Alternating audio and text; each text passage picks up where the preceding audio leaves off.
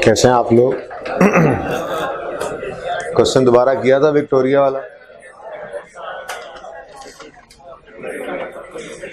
सुने जी। कल हमने बात की थी कि अगर किसी प्रॉपर्टी का पर्पस हो ऑर्डिनरी कोर्स में यूज, तो IAS 16 प्रॉपर्टी प्लांट इक्विपमेंट में प्रेजेंट करते हैं। अगर किसी प्रॉपर्टी का पर्पस हो ऑर्डिनरी कोर्स में सेल, IAS 2 इन्वेंट्रीज लगता है। और अगर किसी प्रॉपर्टी का मकसद हो कैपिटल एप्रिसिएशन, रेंटल्स या बोथ, तो IAS 40 में इन्वेस्टमेंट प्रॉपर्टी कहते हैं। अब स्टैंडर्ड ने एग्जाम्पल के अंदर एक बात और भी लिखी हुई है कि अगर हमारे पास कोई प्रॉपर्टी है और अभी तक हम उसका पर्पस डिटरमिन नहीं कर सके, हमने एक प्लॉट ले लिया है, अब हम अभी तक हम ये डिसाइड नहीं कर पा रहे कि उसको हम ओनर ऑक्यूपाइड, स्टैंडर्ड ये लफ्ज़ इस्तेमाल करता है जिसको मैंने IAS 16 वाला प्रॉपर्टी प्लांट इक्विपमेंट कहा था ना, IAS 40 ये स्टैंडर्ड इसके लिए ओनर ऑक्यूपाइड का लफ्ज़ इस्तेमाल करता है। तो लिखा हुआ मिलेगा, नोट्स पढ़ के आने हैं, जब लिखा हुआ मिलेगा तो आपको परेशान नहीं होना आपने उससे। ओनर ऑक्यूपाइड का मतलब क्या है? वो जिसको ऑर्डिनरी कोर्स में यूज़ कर रहे थे, IAS 16 वाली प्रॉपर्टी। बहरहाल स्टैंडर्ड ये कहता है कि अगर आपने एक प्रॉपर्टी ख़रीदी है और अभी तक आप कोई डिटरमिन नहीं कर सके उसका यूज़, कि आया इसको हम ऑर्डिनरी कोर्स में यूज़ करेंगे यानी ओनर ऑक्यूपाइड समझेंगे, या इसको ऑर्डिनरी कोर्स में सेल करेंगे, तो जब तक ये अनडिटरमिन्ड है तो इन्वेस्टमेंट प्रॉपर्टी ही है।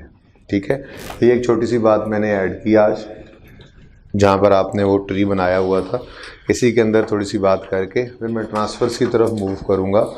फिर आपको कुछ क्वेश्चंस दूंगा जिनमें प्रॉब्लम्स काफ़ी सारी होंगी, वो इंशाल्लाह फिर हम डिस्कस करेंगे। तो मंडे में उम्मीद है हम इसको कंक्लूड कर सकेंगे। जो छोटी मोटी बातें मज़ीद रह जाएंगी वो भी मैं आपके साथ डिस्कस कर लूँगा। ठीक है, तो हम बात ये कर रहे थे प्रॉपर्टी जिसका मकसद हो कैपिटल एप्सिन, रेंटल और बोथ। एक चीज़ मैंने एग्जाम्पल में, स्टैंडर्ड ने एग्जाम्पल में लिखी हुई थी बात, वो भी ऐड कर दी। अनडिटर्मिन्ड यूज़ मतलब एक वेदर PPE और इन्वेंट्री नहीं पता, अभी नहीं पता। ठीक है, तो उसको भी हमने क्या कह दिया कि ये क्या है यहाँ पे लिखा नहीं मैंने, इसको क्या कहते हैं हम? Investment property. IAS 40 की इन्वेस्टमेंट प्रॉपर्टी। ठीक है जी। अब उसमें हमने कल बात की थी, इसका रिकग्निशन क्राइटेरिया बिल्कुल IAS 16 जैसा है कि 2 सवाल पूछे जाएंगे, क्या future economic benefits will flow, या क्या कॉस्ट रिलायबली मेजर हो सकती है। 2 सवालों का जवाब हो यस, तो इसका मतलब ये प्रॉपर्टी इस काबिल है कि इसे रिकग्नाइज कर लिया जाए एज एन इन्वेस्टमेंट प्रॉपर्टी, यानी एंट्री कर ली जाए इन्वेस्टमेंट प्रॉपर्टी डेबिट, कैश या पेबल क्रेडिट। फिर हमने कहा था जब ये क्राइटेरिया मीट हो गया है तो इन्वेस्टमेंट प्रॉपर्टी जो डेबिट करनी है, इसको डेबिट किस अमाउंट से करें, किस से करें। ठीक है, ये इनिशियल रिकग्निशन और मेजरमेंट में फ़र्क यही है। रिकग्निशन का मतलब क्या है कि क्या हम इसे रिकॉर्ड करें, जब उसका आंसर यस हो तो फिर अगली बात होती है किस अमाउंट पे करें, यही सवाल होता है ना। तो फिर सवाल का जवाब स्टैंडर्ड ने कल दिया था कि इनिशियल मेजरमेंट हमेशा, ठीक है, रिकॉर्ड कर लो। अगर ये जवाब आ गया सही तो रिकॉर्ड कर लो इन्वेस्टमेंट प्रॉपर्टी को, लेकिन इनिशियल रिकग्निशन किस पे होगी, इनिशियल मेजरमेंट किस पे होगी, कॉस्ट पे। अब यहाँ पे कल मैंने स्टार लगा दिया था, तो इसकी थोड़ी सी बात पहले करूँगा, 5, 7, 10 मिनट जितनी देर भी ये बात हो जाए। ठीक है, कॉस्ट, तो कॉस्ट में क्या कुछ शामिल करें, कल ज़बानी बात की थी। जनरल रूल आज भी वैसे ही है जैसे IAS 16 का था, क्या कि आप उसको कॉस्ट के अंदर सारे डायरेक्टली एट्रीब्यूटेबल खर्चे उसमें शामिल कर सकते हैं। डायरेक्टली एट्रीब्यूटेबल खर्चे का मतलब क्या होता है कि प्रॉपर्टी को मैनेजमेंट की इंटेंडेड कंडीशन, अब लोकेशन तो कह नहीं सकते, नॉर्मली ये इमूवेबल प्रॉपर्टी होती है, ये तो कह नहीं सकते कि प्लाजा यहाँ से उठा के वहाँ रखने की, तो इसलिए मैं ये नहीं कह रहा, जुमला बिल्कुल वही कह देता कि मैनेजमेंट की इंटेंडेड कंडीशन और लोकेशन में जब तक एसेट ना आ जाए तो उस तक जितनी कॉस्ट हो उसमें ऐड कर दो। अब वो लोकेशन तो वही रहनी है, इसलिए मैं वो हटा के कह रहा हूँ मैनेजमेंट की इंटेंडेड कंडीशन में जब तक प्रॉपर्टी ना आ जाए तब तक उसकी कॉस्ट को एसेट की कॉस्ट में, इन्वेस्टमेंट प्रॉपर्टी कॉस्ट में ऐड करते रहो। अब ये बात समझ आएगी जब हम इन्वेस्टमेंट प्रॉपर्टी को लैंड की बजाय प्लाजा समझेंगे, तो वो बाद में समझ लेते हैं। फिलहाल पहले तो प्लॉट खरीदते हैं, ठीक है। तो डायरेक्टली एट्रीब्यूटेबल खर्चे क्या हो सकते हैं? मिसाल के तौर पे मैंने एग्जांपल ऐसे ही बस डाटा लिख लिया था कि मिसाल के तौर पे एक प्लॉट ऑफ लैंड हमने खरीदा 40 लाख रुपए का, ठीक है। अब उसको 40 लाख वाले प्लॉट को ख़रीदने के लिए कोई लीगल फॉर्मेलिटीज़ हैं, कोई डीड बनेगी, कोई आगे जाकर जो है वो फ़लाँ जगह फ़लाँ कागज़ जमा होना है, फ़लाँ जगह से फ़लाँ चीज़ मिलनी है, फ़लाँ लीगल फॉर्मेलिटीज़ हैं। ये सब चीज़ें हमारे बस की बात नहीं थी, तो हमने प्रोफेशनल बंदा हायर किया, कोई लॉयर हायर किया, उसको कुछ पैसे पे किए, लेट्स से 1 लाख रुपए। अब 40 लाख में हमें प्लॉट पड़ा या 41 में पड़ा? बोले अभी तक 40 में पड़ गया ना। ये पैसे हमारे जेब से निकल के वकील के जेब में चले गए हैं, लेकिन ये पैसे पे ना करते तो हमें पता ही ना लगता कि हम इसको किस तरह से ख़रीद पाएंगे, कैसे अपने नाम करेंगे। और ओनरशिप तो ज़रूरी है एसेट कहने के लिए इस चीज़ को। फिर इस वकील को पैसे दिए तो इसने हमें बताया कि कुछ लीगल फीसेज हैं, ट्रांसफ़र फीस वगैरह है। फिर आपने अपने नाम रजिस्ट्री करवानी है तो कुछ उसके ऊपर टैक्सेस भी हैं, नॉन रिफंडेबल टैक्सेस हैं।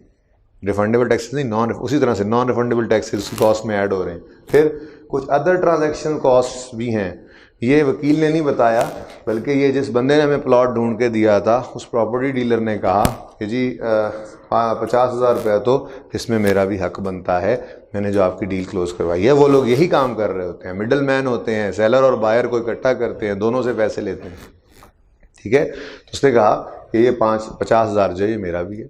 अब ये पैसे हमारी जेब से निकल के गवर्नमेंट की जेब में चले गए, ये पैसे हमारी जेब से निकल के प्रॉपर्टी डीलर की जेब में चले गए, ये पैसे हमारी जेब से निकल कर वकील की जेब में चले गए। ये सारे पैसे ज़रूरी पैसे थे, ये पैसे हमारे पास प्रॉपर्टी आ जाए, हमें ये प्लॉट ऑफ लैंड 40 लाख में नहीं पड़ा, बल्कि 40, 41, 42, 43 और 44 लाख में पड़ा है, ठीक है। ये प्लॉट हमें कितने में पड़ा है? 44 लाख, ठीक है।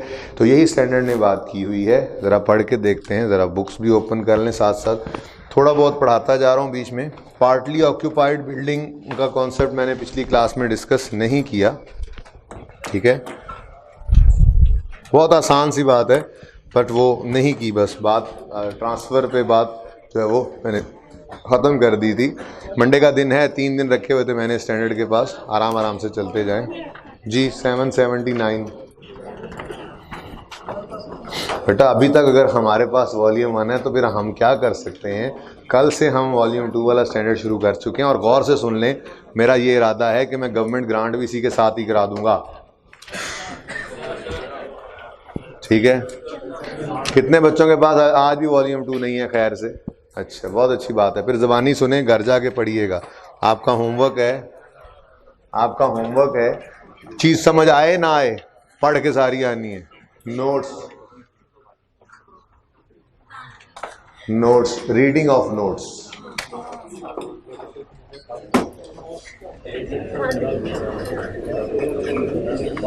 फ्रॉम बुक,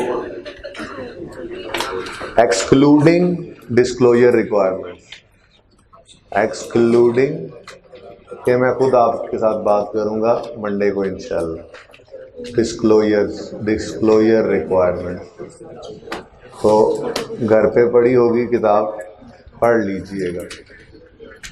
दूसरा, क्वेश्चंस मैंने दे दिए, प्रैक्टिस सेट 2B, 3B और 4B दे दिए ये, और मुझे पता है इनमें काफ़ी मसाइल आएंगे, but let the masail come and we will face them together on Monday.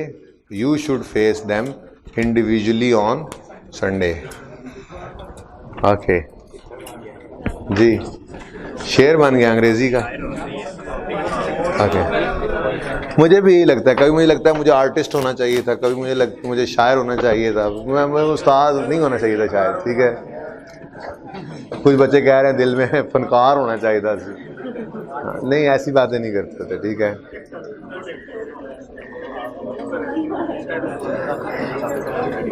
पढ़ लें बेटा, पढ़ लें।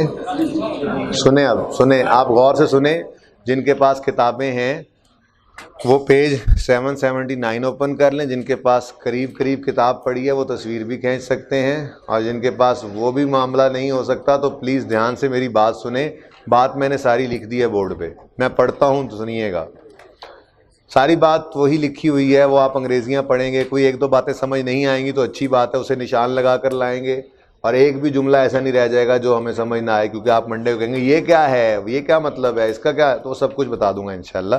तो ये तो सबसे पहले रीड करके आने सारे नोट्स। ठीक है, क्वेश्चन निकाल के लाने उसमें से इंशाल्लाह। ओके, सुने, सारी बात करने के बाद स्टैंडर्ड ने कहा इनिशियल मेजरमेंट किस पे होती है, at cost.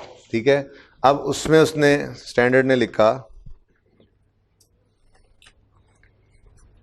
Measurement of investment property eight recognition में क्या कुछ आ सकता है। उसने कुछ चीज़ें लिखी हैं, परचेज प्राइस, जाहिर सी बात है, लीगल फ़ी, नॉन रिफंडेबल टैक्सेस होते हैं, अदर ट्रांजैक्शन कॉस्ट होती है, गवर्नमेंट ड्यूटी होती है, प्रोफेशनल चार्जेस होते हैं। मैंने आपको बता दिया कि ये सारी बातें तो बहरहाल ये डायरेक्टली एट्रीब्यूटेबल कॉस्ट की डेफिनेशन में आ रही थी। ठीक है, अब आपको नहीं जी, हमने तो ये लैंड खरीद के इस पे प्लाजा बनाकर उसको रेंटल पे देना है, तो ठीक है, इन्वेस्टमेंट प्रॉपर्टी कॉस्ट में जब तक मैनेजमेंट की इंटेंडेड कंडीशन में वो प्लाजा ना पहुंच जाए सारी कॉस्ट उसमें ऐड करो, मटेरियल ऐड करो, लेबर ऐड करो, ओवरहेड्स ऐड करो, सब कुछ ओके कर लो। जब प्लाजा तैयार हो जाए किराए के लिए तो उसके बाद उसके ऊपर कॉस्ट इनकर करना रोक देंगे, जब रेडी टू यूज़ हो जाता था, याद है, बिल्कुल वैसा ही है। ठीक है, लेकिन स्टैंडर्ड ने कोई 3 चीज़ें लिखी हुई हैं जिनको वो कहता है cost specifically excluded from cost of investment property. मैं ये डिस्कस करना चाहूँगा, इंपॉर्टेंट बातें थी जिनमें सबसे पहली चीज़ है स्टार्टअप कॉस्ट। स्टार्टअप कॉस्ट क्या है, आप कोने पे देखें, कैमरा भी कोने पे देखें, आपको एक प्लाजा नज़र आ रहा है 6-7 मंजिला। ठीक है जी, ये प्लाजा आपने बना लिया, बनाकर तैयार कर लिया। अब इसको तैयार करने के बाद आपने किराए पे चढ़ाने हैं, ऑफिसेज हैं, दुकानें हैं। ठीक है, आपने इश्तिहार लगाने शुरू कर दिए, आपने टीवी पे भी इश्तिहार दिया, अखबार में भी दिया, बिल बोर्ड्स भी लगाए, जगह जगह स्टीमर्स लगाए, जहाँ से कोई बंदा गुजरता है वहाँ पे लिखा हुआ था आपके शहर में पहली बार, पहले आइए, पहले पाइए, वगैरह वगैरह। एग्रेसिव मार्केटिंग कर रहे हैं आप, एग्रेसिव मार्केटिंग कर रहे हैं। क्यों कर रहे हैं, ताकि आपके इस प्लाजा में टेनेंट्स आ जाएं, रेंटल आने शुरू हो जाएं। स्टैंडर्ड कहता है ये स्टार्टअप कॉस्ट है, ये स्टार्टअप कॉस्ट है, ये रेडी हो गया था plaza for rental, intended condition में आ गया था, इन्वेस्टमेंट प्रॉपर्टी आ गई थी इंटेंडेड कंडीशन में। अब इसके बाद वाली कोई कॉस्ट है जैसे स्टार्टअप कॉस्ट है, इसको एसेट की कॉस्ट में ऐड नहीं करना। अब अल्फाज गौर से सुने जिनके पास बुक नहीं है, वो कहता है जी cost specifically excluded from cost of investment property, कहता है स्टार्टअप कॉस्ट्स एक्सक्लूडेड है।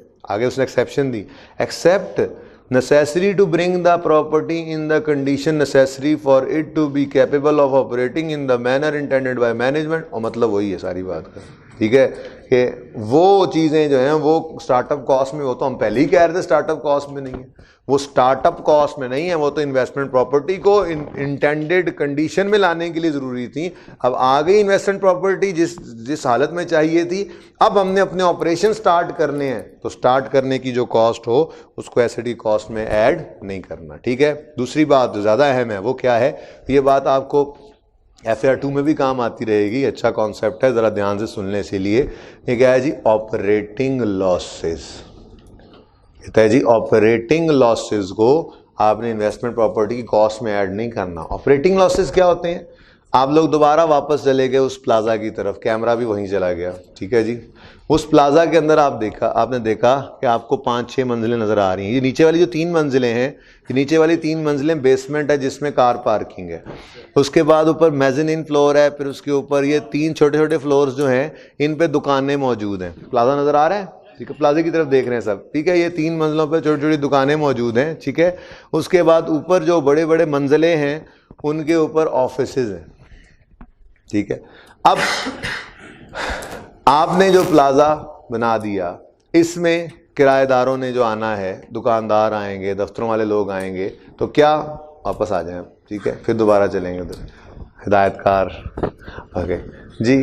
तो आपने जो किराएदार अब अट्रैक्ट करने हैं, उन लोगों ने जो आना है, क्या ये गांव वाली दुकानों की तरह सुबह सुबह वो आकर एक बाल्टी उठाएगा, उसमें पानी भरेगा, उसमें एक मग्गा डाल के यूं करके शड़प शड़प शड़प करके पहले तौक करेगा, उसके बाद झाड़ू निकालेगा और उसको साफ़ करके फिर यूं करके कपड़े झाड़ के ऐसे दुकान पे बाहर बैठ के इंतज़ार करेगा ग्राहक का?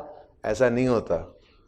ये प्लाज़ा है, इसमें जो आपने किराए के ऊपर दुकानें चढ़ाई हैं, तो इसके ऊपर वो उसकी दुकान भी अपनी होती है, ठीक है ना। अच्छा, वो उसने घर के साथ ही वहीं पे बना ली होती है 4-5 ईंटें लगाकर। तो बहरहाल यहाँ पर ये प्लाज़ा आपका है, यहाँ पे उसने आपको किराया दिया हुआ है किराएदार ने, तो वो सफाई नहीं करता, बल्कि वो शाम को जाते हुए जो दुकान का होता है वो भी बाहर फेंक के जाता है कि सवेरे सफाई तो हो ही जानी है। तो आपको इस प्लाज़ा को मैनेज करना है। इस प्लाज़ा के अंदर जेनेटोरियल स्टाफ होगा, सफाई वाले लोग होंगे, फिर सिक्योरिटी स्टाफ होगा, फिर कुछ एडमिन स्टाफ होगा जो सारी चीज़ों को डील कर रहा होगा, ठीक है। आपने ये सारा प्लाज़ा मैनेज करना है कि बिजली जाए तो फ़ौरन जनरेटर चल जाए, फिर कोई भी गंदगी हो उसकी फ़ौरन सफाई हो जाए। जो प्लाज़ा के अंदर हमने फैसिलिटीज़ दी हुई हैं, चाहे वो जो है वो कोई खाने पीने की हैं या कोई वो जेनेटोरियल हैं या कोई वॉशरूम्स की हैं, वो सब कुछ बिल्कुल सही सही चल रहा है। तो ये सारी मैनेजमेंट अब आपके ज़िम्मे है। तो क्या आप यूं करेंगे, चलो जी 2 दुकाना किराए ते चढ़ गया, एक बंदा होर रख लो सफाई ते, चलो जी इस प्लाजे ली अब एक फ्लोर होर भर गया, चलो जी 2 बंदे होर सफाई वाले रख लो? ऐसा तो नहीं करते आप लोगों ने तो पूरा सेटअप बनाना है। अब आपने मिसाल के तौर पे 31 दिसंबर ईयर एंड था आपका, आपने कोई अक्टूबर नवंबर में ये रेडी किया और इसको लॉन्च कर दिया, किराए पे दुकानें चढ़ना शुरू हो गई। अब अक्टूबर नवंबर दिसंबर में आपने तनख्वाहें दी और कुछ एडमिन खर्चे किए। ज़रा उधर देखिए, ज़रा कोने पे क्या नज़र आ रहा है? एडमिन एक्सपेंसेस और सैलरीज वगैरह की मद में कितने पैसे हैं? मुझे नज़र नहीं आ रहे, बता दें। 500 और 200 टोटल 700 रुपया आपका इन 3 महीनों में खर्च हुआ। लेकिन आपको लाल लाल रंग नज़र आ रहा है कुछ डब्बों में, वो क्या है? वो दुकानें या वो दफ्तर अभी सिर्फ किराए पे चढ़े हैं, वो लाइट जल रही है बेसिकली, ठीक है। वो जो खिड़कियों में से लाइट झांक रही है, पीली पीली लाल लाल लाइट झांक रही है, मतलब अभी सिर्फ कुछ दुकानें और कुछ दफ्तर जो हैं वो किराए पे चढ़े। इसका मतलब अभी रेंटल्स तो इतने आए नहीं। अब आप देखें तो इन 3 महीनों में किरायों की मद में कितने पैसे रिसीव हुए? 400। खर्चा इन 3 महीनों में कितना हो गया आपका? 700। ये 300 रुपए का लॉस है। ये 300 रुपए का लॉस क्यों है? क्या इसमें आपकी इन्वेस्टमेंट प्रॉपर्टी का कोई कसूर है? क्या इन्वेस्टमेंट प्रॉपर्टी इंटेंडेड यूज में नहीं आई जब तक ये वो वाली बात है? नहीं, ये इनिशियल ऑपरेटिंग लॉस है, ऑपरेशंस का लॉस है। क्यों हो रहा है? अभी आपकी इन्वेस्टमेंट प्रॉपर्टी, आपका प्लाजा वो फुल ऑक्यूपेंसी पे नहीं पहुंचा, या इतनी ऑक्यूपेंसी पे, इतना ऑक्यूपाइड भी नहीं हुआ कि आपको अभी प्रॉफिट्स में ले आए। अभी तो 2-4 जगह पे आपको देखो लाइट नजर आ रही है, ठीक है। जब ये सारा प्लाजा लालो लाल हो जाएगा, जब ये सारा प्लाजा लालो लाल हो जाएगा तो रेवेन्यूज बढ़ जाएंगे, कॉस्ट तो शायद थोड़ी सी बढ़ेंगी, तो फिर प्रॉफिट्स भी आएंगे, ठीक है। तो स्टैंडर्ड कहता है आपका एसेट अभी डिजायर्ड ऑक्यूपेंसी पे नहीं पहुंचा। बिल्कुल सेम कॉन्सेप्ट IAS 16 पे भी अप्लाई होता है। आपके लेवल पे पढ़ा नहीं गया, आगे जाके आप पढ़ेंगे FAR 2 में। बिल्कुल IAS 16 पे आप हो भी जाए तो हमने पढ़ लिया, ठीक है। IAS 16 में भी यही अप्लाई होता है। क्या उन्होंने कहा जी आपने नया प्लांट मंगवाया, नया प्लांट लगा के इंस्टॉल किया, उसने प्रोडक्शन शुरू कर दी, अब प्रोडक्शन हो रही है, तनख्वाहें जा रही हैं, लेकिन अभी आपकी इस नई प्रोडक्ट की डिमांड इतनी क्रिएट नहीं हुई कि सेल हो। अब इनिशियली ऑपरेशंस का लॉस आया। क्यों आया? आपका एसेट अभी डिजायर्ड एक्टिविटी लेवल पे नहीं पहुंचा। हो सकता है अभी आउटपुट ही पूरी ना हुई हो, जब हो गई हो तो हो सकता है अभी सेल पूरी ना हुई हो, अभी स्टार्ट है। तो ये ऑपरेटिंग लॉस, ये ऑपरेशंस का लॉस है। इसे IAS 16 ने भी कहा था एसेट की कॉस्ट में ना डाल देना कि जी ये भी एसेट का। अब हमने ये सोचा हुआ है कि जब तक कि एसेट इतनी चीजें बनाएगा और इतनी बिकेंगी, जब तक नहीं बिकेंगी सारे लॉसेस भी एसेट की कॉस्ट में ऐड कर दो। स्टैंडर्ड का इंसान बनो, ठीक है। जब एसेट इंटेंडेड कंडीशन लोकेशन में आ गया, रेडी टू यूज है, गिर करके चेक कर लिया, उसके बाद कोई कॉस्ट उसमें ऐड नहीं करनी। ये प्रॉफिट एंड लॉस का लॉस है, ये एसेट की कॉस्ट में शामिल नहीं होना। इन्वेस्टमेंट प्रॉपर्टी भी वहीं पे खड़ा है। वो क्या कह रहा है? आपने खर्चे खुर्चे करके प्लाजा तैयार कर लिया, सब कुछ उसमें ऐड किया, material, labour, overhead, everything, land की कॉस्ट, सब कुछ ऐड कर लिया, और जब आपका प्लाजा रेडी टू यूज है, डिजायर्ड कंडीशन में आ गया, आप कोई कॉस्ट ऐड नहीं करनी। अगर शुरू में ऑपरेशंस की वजह से कुछ लॉस आया तो क्योंकि आपकी investment property desired occupancy level पे नहीं थी, तो उसको एसडी कॉस्ट में ऐड नहीं करना। इसको कहते हैं इनिशियल ऑपरेटिंग लॉसेज। और इनिशियल ऑपरेटिंग लॉसेज कभी भी एसडी कॉस्ट में ऐड नहीं करते। ये प्रॉफिट एंड लॉस का एक्सपेंस है, जैसे लॉस जैसे आ जाया करता है प्रॉफिट एंड लॉस के अंदर, ठीक है। तो इसको भी स्टैंडर्ड ने एक्सक्लूड किया स्पेसिफिकली के cost specifically excluded from cost of investment property are number 2 operating losses incurred before the investment property achieves the planned level of occupancy. Planned level of occupancy से पहले अगर कोई ऑपरेटिंग लॉसेज हैं तो वो भी एक्सक्लूडेड हैं, उनको इन्वेस्टमेंट प्रॉपर्टी कॉस्ट में ऐड नहीं करना। क्या है? पहले वाले कौन से आपके सामने नहीं है? ये सफ़ा नहीं है तो बस वो पढ़ लो, घर जाके पढ़ना और मंडे को पूछना वो कैसे होते हैं। मैंने पहले वालों के बारे में कहा था वो स्टार्टअप कॉस्ट है, शायद एडमिन कॉस्ट के अंदर वो भी पड़ी हो, या शायद नीचे एडवर्टीजमेंट कॉस्ट आप डाल लो तो वो ज़्यादा अच्छा हो जाए। इस एग्जाम्पल के अंदर ही आप जब आप नोट करें तो आप एडमिन के नीचे एडवर्टीजमेंट कॉस्ट डाल के उसके साथ लिख लेना ये भी स्टार्टअप कॉस्ट है मिसाल के तौर पे, लेकिन वो भी एक्सपेंस है, उसको भी एसडी कॉस्ट में ऐड नहीं किया, वो अलग था। इनिशियल ऑपरेटिंग लॉस आ गया तो उसने कहा ये भी, और वो एक कॉस्ट की बात की, ओवरऑल लॉस की ही बात कर दी उसने, एसडी कॉस्ट में ऐड नहीं करना। और तीसरी बात इसने abnormal waste incurred in constructing और डेवलपिंग द प्रॉपर्टी, ये भी मिलता जुलता कॉन्सेप्ट है। हमने कहा था कि अगर प्लांट लाते हुए ट्रक वाला इशारा तोड़ दे, हमारी ना अहली है, हमारे ट्रक वाले के को समझ नहीं आई इस बात की, इसको एसडी कॉस्ट में ऐड ना करना। हमने प्लांट उठाया नहीं था वहाँ से, पोर्ट से, डेमरेज चार्जेस पड़ गए थे, हमारी सुस्ती कायली है, एसिड का कोई कसूर नहीं है। इंस्टॉलेशन करते हुए कोई नुकसान कर दिया इक्विपमेंट का, ध्यान से करते ना काम, क्यों तोड़ा है, एसिड का क्या कसूर है। एक आसान एग्जांपल मैं बच्चों को दिया करता हूँ कि आपने 70,000 का एसी खरीदा, आपको 3,000 में वो घर पे पहुँच गया, पिकअप वाले ने 3,000 लिया, 2,000 इलेक्ट्रीशियन ने आके लगाने के लेने हैं आपसे। फिर आप उठाकर उसको जब ला रहे थे तो आउटर यूनिट आपके लाउंज में पड़े हुए शीशे वाले टेबल पे गिरा और वो टेबल टूट गया, 5,000 का टेबल भी गया। अब आप क्या कह रहे हैं, ये एसी मुझे 80,000 का पड़ा। तो स्टैंडर्ड ने कहा तुम्हारे कान के नीचे अगर एक पड़ा तो तुम्हें समझ आ जाएगी कि तुम्हें तुम्हारी इस नेग्लिजेंस की वजह से पड़ने वाली कॉस्ट को तुम एसडी कॉस्ट में ऐड करना चाहते हो। 70 जमा 2 जमा 3 तो ठीक था, इंस्टॉलेशन भी कैरेज भी ऐड करना था।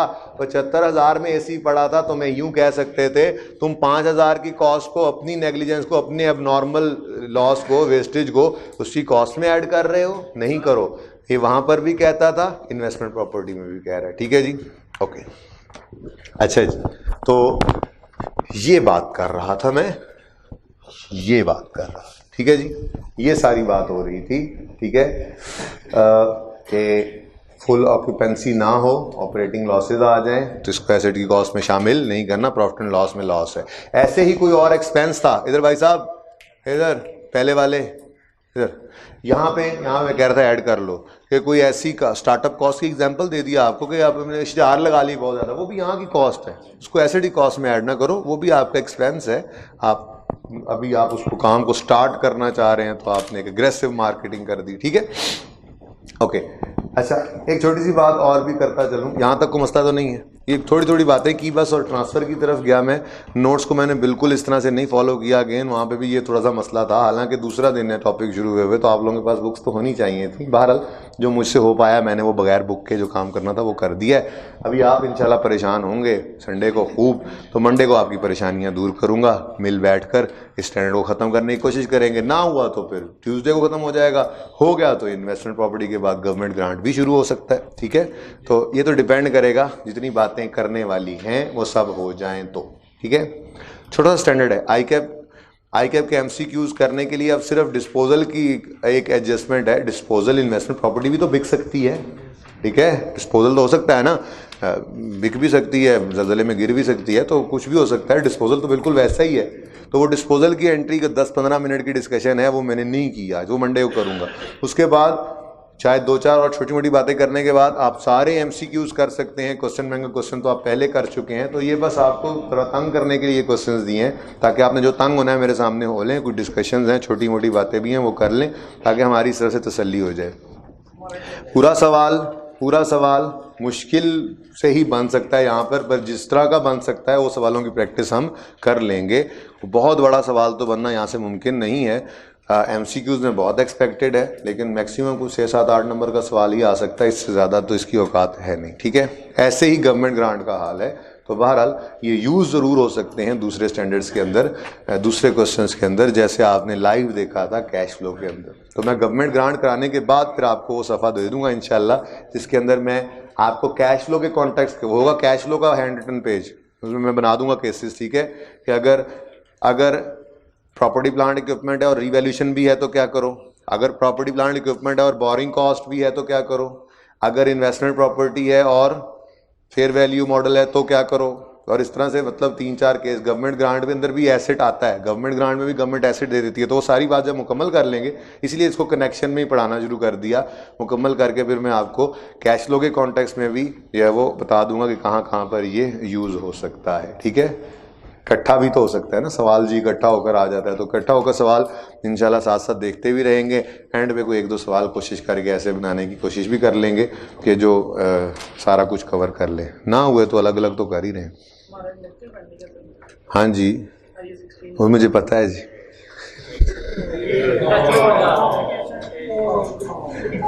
अच्छा, वैसे मैंने पिछली क्लास में शायद उसका जिक्र नहीं किया था शायद, किस तरह से किया था कि जी फोटोकॉपियर पे सारे लेक्चर नोट्स रखवा दी गए हैं, जिसके अंदर IS 16 का वो 20th लेक्चर भी है जो आपको दिया हुआ है, करवाया नहीं हुआ, ऐसी बात भी मैंने की थी, तो वो कर लेंगे इंशाल्लाह, ठीक है। अब बस कर दो। अच्छा सुने, अब छोटी सी एक बात और, एक चीज़ और कंफ्यूज कर रही होगी आपको घर जाकर, वो क्या है कि सुने हमने कहा था सब्सिक्वेंटली कॉस्ट मॉडल पे ही रह सकते हो या रिवैल्यूएशन या फेयर वैल्यू मॉडल पे चले जाओ। कॉस्ट मॉडल तो वही है, cost less accumulation less accumulated impairment loss. थोड़ा बोर हो रहे होते हैं ना, इसलिए मैं फ़ौरन उधर मूव करूंगा ट्रांसफ़र की तरफ, कोशिश करूंगा आइंदा ऐसा ना हो कि सिर्फ थ्योरी पढ़नी पड़े हमें।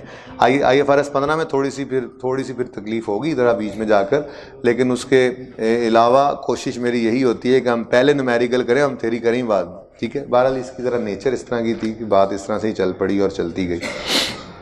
अच्छा, एक और चीज़ जो परेशान कर सकती है आपको, जो जिसने किया हो शायद परेशान, कि कॉस्ट मॉडल तो चलो ठीक है, वही IS 16 की तरह से हो गया, फेयर वैल्यू मॉडल पे जाना है, तो उसने कहा था कि fair value model is not like revaluation model of IAS 16। पहले तो फ़र्क देख लें, फिर थोड़ी सी लॉजिक की समझने की कोशिश करेंगे। फ़र्क क्या था, मैंने यहाँ पर एग्जाम्पल एक बनाई कि 100 रुपये का एक एसेट हमने खरीदा था, प्रॉपर्टी प्लांट इक्विपमेंट। ये क्या है जी, ये प्रॉपर्टी प्लांट एंड इक्विपमेंट, ठीक है, का आइटम है कोई, ठीक है, ओके। 100 का एसेट खरीदा, 10 डेप्रीशिएट होकर 90 पर पड़ा था, आज उसकी फेयर वैल्यू 130 है, तो PPE IAS 16 ने कहा था इसको उठा के रिवैल्यूड अमाउंट पर ले जाओ और इसकी एंट्री पास कर लो, property plant equipment debit revaluation surplus, जिसको हमने कहा था ये अनरियलाइज्ड है, इसको प्रॉफिट एंड लॉस से मत लेके जाओ, इसको इक्विटी में शो करो अलग से, ठीक है, रिटेन अर्निंग्स में ना जाने पाए। फिर उसके बाद अगली बात भी क्या, हमने फिर इस रीवैल्यूड अमाउंट को रिमेनिंग लाइफ पे डेप्रिशिएट भी किया था आगे, और ट्रांसफर की एंट्री भी करते थे। ये रिवैल्यूएशन मॉडल था। IAS 40 का जो फेयर वैल्यू मॉडल है, ये आप एक दफ़ा नहीं, अब 2-3 दफ़ा FAR 2 में जाकर पढ़ेंगे। इससे अगला मैंने आपको बताया मज्जों कटों वाला जो स्टैंडर्ड है, ठीक है, उसमें भी यही होगा। ये मैंने आपको कल कहा था ना कि take the asset at fair value, और शायद मैंने आपकी क्लास में, अगली क्लास में एग्जांपल दी थी कि अपनी प्रॉपर्टी के गले में रस्सी डालो और ले जाओ मंडी में, और उसको बेचना नहीं है, बस खड़े हो जाओ, 5-10 बंदे आके कहेंगे कितने का बेचना है, अच्छा इतने पे है, तो फेयर वैल्यू पता करके फिर उसी तरह से वापस ला के अपनी प्रॉपर्टी को बांध देना। और ये बेसिकली IAS 41 की एग्जाम्पल बनती है, पर वो भी फेयर वैल्यू मॉडल की बात करता है, सेम, ठीक है ना। ऐसे ही ये फेयर वैल्यू मॉडल आपको नजर आएगा फाइनेंशियल इंस्ट्रूमेंट्स के स्टैंडर्ड में जाकर। ये इन्वेस्टमेंट इन प्रॉपर्टी है, अगर किसी के शेयर्स खरीद लो तो वो भी इन्वेस्टमेंट ही है, किसी कंपनी के शेयर्स खरीद लो तो वो भी इन्वेस्टमेंट ही है। अब वो इन्वेस्टमेंट IFRS 9 पे वो डील कर रहा होता है, ठीक है, वो फाइनेंशियल इंस्ट्रूमेंट्स में है। अब उसमें फिर जाकर फेयर वैल्यू मॉडल आएगा, लेकिन बात वहीं पे आ जाती है नीयत पे। जैसे आपकी नीयत बहुत फ़र्क डालती है अमाल के अंदर, ऐसे ही अकाउंटेंट की नीयत अकाउंटिंग ट्रीटमेंट के ऊपर बहुत असर डालती है। ये सब नीयत ही है, ठीक है। वहाँ पर भी क्या होगा, स्टैंडर्ड पूछेगा आपसे, जी क्या नीयत है ये जो शेयर्स खरीदे, आपने कहा जी बस रखे हुए हैं, जब को चंगा गाहक मिला। स्टैंडर्ड कहता है फिर इसको फेयर वैल्यू पे रखो, लेकिन गेन लॉस को प्रॉफिट एंड लॉस में ले जाओ। जब को गाहक मिलना है तुमने बेच देना है, तो फेयर वैल्यू पे रखो। मुझसे समझाना ये चाह रहा हूँ, ठीक है। फेयर वैल्यू पे रखो और प्रॉफिट एंड लॉस में ले जाओ, गेन लॉस।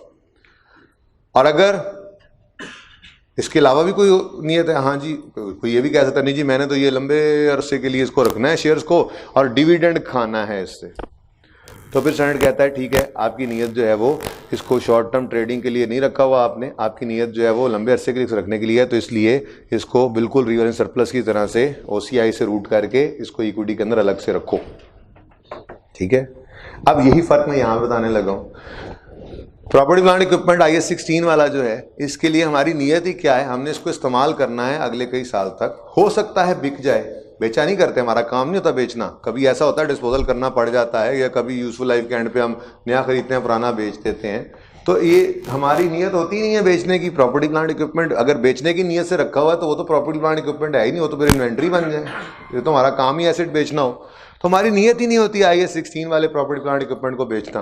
वो तो सिर्फ मोतरजीन का एतराज़ था कि फेयर वैल्यू क्या है और बुक वैल्यू क्या है, पता नहीं क्या बुक वैल्यू पे रखा होता है, तो हमने कहा था ठीक है फेयर वैल्यू पे रख लेते हैं, लेकिन उसको अनरियलाइज कह दिया। बट ये इन्वेस्टमेंट प्रॉपर्टी क्या है, हमने प्लॉट रखा हुआ है फॉर कैपिटल एप्रिसिएशन है, या फॉर रेंटल है, या फॉर बोथ है, तो अभी को ग्राहक अच्छा लग जाएगा तो शायद हम जो है वो इसको निकाल देंगे। हमारी तो बहरहाल कैपिटल एप्रिसिएशन जब हमें मिल गई, जब भी हमें मिल जाए हम उसको बेच सकते हैं। हम अभी फेयर वैल्यू पे करके उसको अभी बेच दें, हो सकता है हम फेयर वैल्यू पे किया तो 2 महीने बाद फिर बेच दें। तो स्टैंडर्ड कहता है अगर फेयर वैल्यू कैपिटल एप्रिसिएशन का ही रखा था या रेंटल्स पे रखा हुआ था, तो इस कैश फ्लोज की जरा नेचर डिफरेंट होती है। वो फिक्स एसेट है, उसने यूज होकर फायदा देना है ओवर द ईयर्स, ठीक है। अब ये इन्वेस्टेड प्रॉपर्टी जो है इसके कैश फ्लोज की नेचर डिफरेंट है, ठीक है। तो इसके लिए डेप्रीसिएशन ज्यादा बेटर सोल्यूशन नहीं है कि आप कॉस्ट बनाओ और डेप्रिशिएट ही करते रहो। बेटर सोल्यूशन तो फेयर वैल्यू ही है। आप इसको रिसेंट फेयर वैल्यू पे रखो, गेन लॉस को प्रॉफिट एंड लॉस में लेकर जाओ। गेन लॉस को प्रॉफिट एंड OCI में से होकर रिवर्स सरप्लस नहीं, अनरियलाइज नहीं, इसको रियलाइज ही समझो, इसको रियलाइज समझो, क्योंकि हो सकता है अभी के अभी अच्छा गाहक मिल जाए आपको, ठीक है यार कीमत अच्छी है बस बेच दो, तो फेयर वैल्यू पे रखो इसको।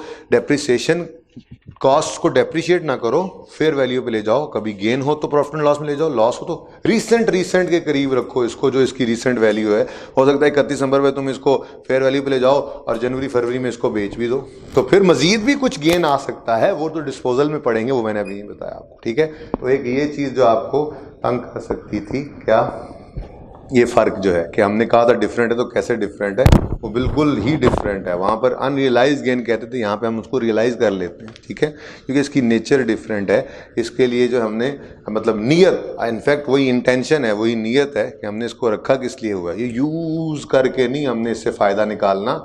जब भी कैपिटल एप्रिसिएशन मिल सकती है हमें हमारे मकसद की, हम उसी वक्त इसको बेच के निकल जाएँ बाहर, ठीक है। क्लियर है बात। चलें, बोरिंग हो रहा है ज़रा काम। एक और छोटी सी बात, छोटी छोटी बातें इसलिए कर रहा हूँ क्योंकि आपके पास नोट्स नहीं है, मैं कह नहीं सकता फलां जगह पे चले जाओ, ठीक है। तो कुछ बातें मैं कर रहा हूँ, अब आप काइंडली इनको पढ़ के ज़रूर आइएगा वरना फ़ायदा नहीं होगा, ठीक है। आपको लिखी हुई एक बात नज़र आएगी कि अगर आप फेयर वैल्यू मॉडल पे जाएं तो फिर आप सारी प्रॉपर्टीज़ को फेयर वैल्यू मॉडल पे रखें। अगर आप फेयर वैल्यू मॉडल चूज़ करते हैं तो सारी प्रॉपर्टीज़ को फेयर वैल्यू मॉडल पे रखें। फिर ये नहीं करना कि एक को फेयर वैल्यू पे, एक को कॉस्ट पे, ठीक है। अब ये बात जैसे ही मैंने बोली आपके ज़हन में तो विक्टोरिया वाला क्वेश्चन आ गया। ने कहा आप कह रहे हो if fair value model is used for a property then all the properties shall be kept at fair value। तो फिर कल की कीता है, प्रॉपर्टी 1 तो चलो थी ही PPE, उसमें तो मॉडल की इजाज़त थी, लेकिन उसने एक लाइन लिखी थी, अगर कल वाला सवाल सामने पड़ा हो तो उसने लिखा था वेयर एवर पॉसिबल विक्टोरिया, पहली line wherever possible Victoria carries investment properties under the, बस मैंने बोल दिया, ढूंढने की जरूरत नहीं है, यही बात लिखी हुई है, ठीक है। Where possible, wherever possible Victoria values the properties at their fair value. अब मॉडल तो फेयर वैल्यू उन्होंने यूज करना शुरू किया, मतलब करने की ठानी हुई है, तो फिर क्यों हमने प्रॉपर्टी 3 को नहीं रीवैल्यू, नहीं फेयर वैल्यू पे हम लेकर गए थे? तो उसकी वजह थी वो जुमला कि फेयर वैल्यूज corroborate नहीं हो सके, ठीक है। फिर क्या मतलब फेयर वैल्यू, भाई स्पेशलाइज, उसने भी लिखा था स्पेशलाइज नेचर है आपकी प्रॉपर्टी की। आसान से फिर मुश्किल बात समझाता हूँ, मैं मूवेबल से बात समझाता हूँ ज़रा, क्योंकि हम IA-16 प्रॉपर्टी प्लांट इक्विपमेंट हमेशा देखते हैं, इंट्रो से ज़रा आसानी से बात समझ आती है, फिर इधर आ जाएंगे। आपके पास एक गाड़ी है जो 1910 की है बनी हुई, अब हो सकता है उसके ऊपर जो मटेरियल लगा हुआ है उसकी तो कीमत शायद 20,000 भी ना हो, मिसाल दे रहा हूँ, लेकिन हो सकता है कोई शौकीन आदमी उसके 20 लाख भी देने पे तैयार हो, कोई 2 करोड़ देने पे भी तैयार हो जाए। अब ऐसी चीज़ की फेयर वैल्यू तो आप लगवा नहीं सकते, फेयर वैल्यू कोई 20 लाख में भी लेकर चला जाए, कोई कख भी ना दे, आप समझ रहे हैं। ऐसे ही आपका जो प्लॉट है या आपकी जो प्रॉपर्टी है वो किसी ऐसी जगह पे है जिस जगह में आसपास कोई आबादी नहीं है, फिलहाल ग्वादर पे आपने जो है वो प्लाजा बना दिया और अभी वहाँ पे कोई डेवलपमेंट नहीं हुई, अभी CPEC इतने जोरों पे शुरू नहीं हुआ था, आपने एक प्रॉपर्टी वहाँ पे ली, एक प्लाजा बना दिया। अब चूंकि आसपास तो कोई आबादी है नहीं इस तरह की कि आप कहो जी मैं इसकी फेयर वैल्यू लगवा सकूं, शायद उसकी फेयर वैल्यू तो वो हो ही ना जिस मकसद के लिए आपने उसको रखा, लेकिन अब रखा हुआ है कि इधर पोर्ट बनेगा तो इसकी कीमत बढ़ेगी, ठीक है, चाहे लैंड ही कर लो चलो, ठीक है, इसकी कीमत बढ़ेगी। फिर कुछ अरसा गुजरा और वहाँ पे डेवलपमेंट शुरू हुई और उसके आसपास भी इलाके आबाद होने लग गए, सोसाइटीज़ बनने लग गई, प्लाजाज बनने लग गए, तो अब आप कह सकते हैं कि इसकी फेयर वैल्यू डिटरमिन हो सकती है, ठीक है। तो हो सकता है ऐसा आपकी प्रॉपर्टी की नेचर इस तरह की हो कि उसकी फेयर वैल्यू डिटरमिन ना हो सके, तो ये एक एक्सेप्शन है। स्टैंडर्ड कहता है कि यार देखो ऐसा हो सकता है कि आपकी प्रॉपर्टी की fair value is not available, कर लें ज़रा आसान अल्फाज लिख देते हैं, fair value is not available, fair value is not available. तो फिर ये ना करना कि 10 में से 9 की फेयर वैल्यू है तो कहो जी 1 की नहीं है तो सबको कॉस्ट पे रख लूँ, आप चाहो तो उस 1 को ही कॉस्ट पे रख लेना, बाकी 9 की 9 को फेयर वैल्यू पे रख सकते हो, आपको इजाज़त दी जाती है, ये बात समझे हो, ठीक है। और दूसरी एक्सेप्शन क्या है, अगर कैपिटल वर्क इन प्रोग्रेस है तो कैपिटल वर्क इन प्रोग्रेस तो अभी वैसे ही एसेट अंडर कंस्ट्रक्शन है, अंडर कंस्ट्रक्शन एसेट की फेयर वैल्यू कहाँ से लेकर आए, ठीक है। ग्रे स्ट्रक्चर तो ये हमने प्लाजा बनाना शुरू किया, सिर्फ ये बाहर वाला ढांचा अभी तक बना था, हमने कहा जी हमने इसको बेचना है। अब 1-2 बंदे आए जिन्होंने प्लाजा बनाना होगा, पहले तो वैसा को बंदा मिले, ये बनना मुश्किल है, फिर जिसने बनाना होगा वो क्या ऐसा ही बनाना चाहेगा प्लाजा, हो सकता है उसकी अपनी मर्जी को और हो, तो कहे यार हाँ ठीक है ले लेता हूँ, लेकिन मेरा दिल इस तरह का नहीं था, बस ठीक है अब आप कह रहे हो, आप मजबूर हो, चलो ठीक है ग्रे स्ट्रक्चर के पैसे मटेरियल के दे देता हूँ मैं, तो शायद फेयर वैल्यू आपको नहीं मिल सक रही हो, ठीक है। तो कैपिटल वर्क इन प्रोग्रेस जो है इसकी फेयर वैल्यू भी अवेलेबल नहीं हुआ करती, तो आप रख लो इनको कॉस्ट मॉडल पर, ठीक है जी। CWIP तो होता ही कॉस्ट मॉडल पे, और कॉस्ट मॉडल में भी वो कौन सा कॉस्ट मॉडल जिस पे डेप्रिसिएशन भी नहीं हो सकती, ये तो पता है ना। CWIP डेप्रिशिएट नहीं होता unless completed and transfer to property plant equipment या इन्वेस्टमेंट प्रॉपर्टी। जो चीज़ बना रहे थे जब वो बन जाएगी, जब उधर ट्रांसफर होगी तो फिर देख लेना, कॉस्ट मॉडल होगा तो डेप्रिशिएट कर लेना, और फेयर वैल्यू मॉडल होगा तो फेयर वैल्यू पे उठा के ले जाना। ठीक है, अच्छा जी। अब थोड़ी सी बात करते हैं ट्रांसफर की।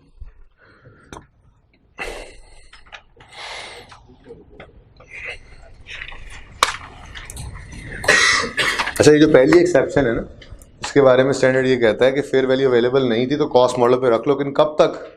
जब तक आसपास की आबादी ग्वादर पे बन नहीं जाती। जब बन जाए और फेयर वैल्यू अवेलेबल हो जाए तो फिर बाकी 9 की तरह इसको फेयर वैल्यू पे ले जाना। ये सब सिर्फ तब तक की इजाज़त है आपको जब तक ये अवेलेबल नहीं हो रही थी फेयर वैल्यू। ठीक है, ठीक है ना। अच्छा, ट्रांसफर्स की बात करते हैं थोड़ी सी,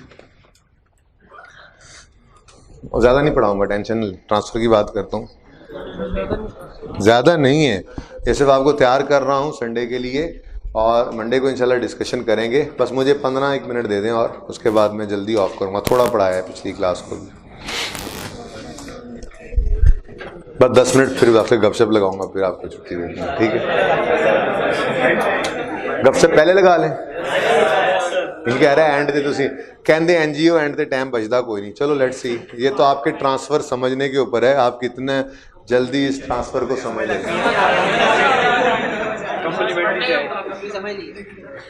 अच्छा, वैसे पढ़ने का दिल, वैसे अंदाजा लगाया आपका करता कोई नहीं।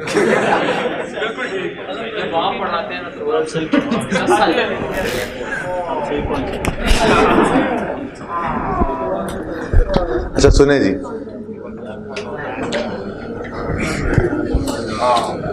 इन्वेस्टमेंट प्रॉपर्टी में एक बार जो आपने किसी चीज़ को क्लासिफाई कर दिया तो फिर क्या ये हराम है इसको यहाँ से कहीं और ले जाना? ऐसा कुछ भी नहीं है। ऐसी कोई कदगन, कोई पाबंदी जो है, ऐसा कोई कदगन, ऐसी कोई पाबंदी जो है वो स्टैंडर्ड ने नहीं लगाई हुई। तो इसका मतलब है आप ट्रांसफर्स कर सकते हैं। आप इन्वेस्टमेंट प्रॉपर्टी से कोई चीज़ उठाएं, IS 16 में ले जाएं। आप इन्वेस्टमेंट प्रॉपर्टी से कोई चीज़ उठाएं, IS 2 में ले जाएं। आप IS 16 से कोई चीज़ उठाएं, इन्वेस्टमेंट प्रॉपर्टी में ले जाएं। आप इन्वेंट्री से कोई चीज़ उठाएं, इन्वेस्टमेंट प्रॉपर्टी बना लें। 5वें को भी ना पढ़ें, एग्जाम्पल से समझते हैं। IS 16 है पहले, इन्वेस्टमेंट से IS। अच्छा, आपने एक प्लाज़ा बना रखा है और उसको मतलब वो 3-4 मंजिला एक बिल्डिंग है, उसमें कोई 10-12-15 ऑफिस हैं। ठीक है, आपने वो किराए पे चढ़ा रखी है जगह।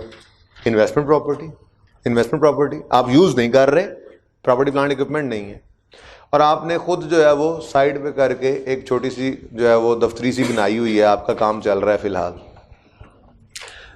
आपका काम अल्लाह ने बढ़ा दिया, आपको ज़रूरत पेश आई ज़्यादा बड़े ऑफिस की, तो फिर क्या करोगे? किसी और से किराए पे ले लोगे या अपनी बिल्डिंग को खाली करवा के वो यूज़ करोगे?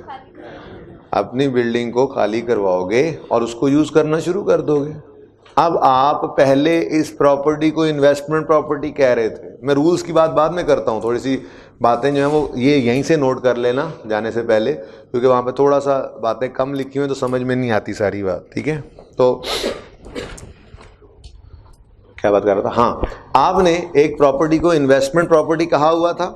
ठीक है, अब आपने आज से उसको क्या कर लिया, अपने यूज़ के लिए डिसाइड कर लिया। अब ऑर्डिनरी कोर्स में आप उसको रेंटल के नहीं रख रहे। रेंटल वो टेनेंट्स को भगा दिया आपने, किराएदारों को निकाल दिया, आपने कहा जी खाली करो, हमें खुद ज़रूरत है।